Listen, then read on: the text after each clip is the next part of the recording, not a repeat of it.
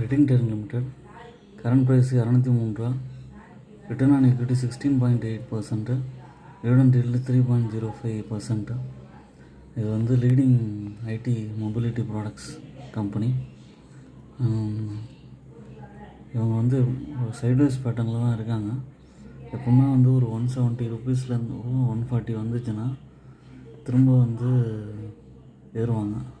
30 rupees வரைக்கும் ஏறுவாங்க. ஒரு டிப்லேயும் வந்து நீங்கள் வாங்கலாம். ஒரு 200 அந்த மாதிரி ரேஞ்ச் வந்தாலும் திரும்ப ஏறுவாங்க. 190 வந்ததுன்னா திரும்ப ஒரு 10 பாயிண்ட் ஏற வாய்ப்பு இருக்குது.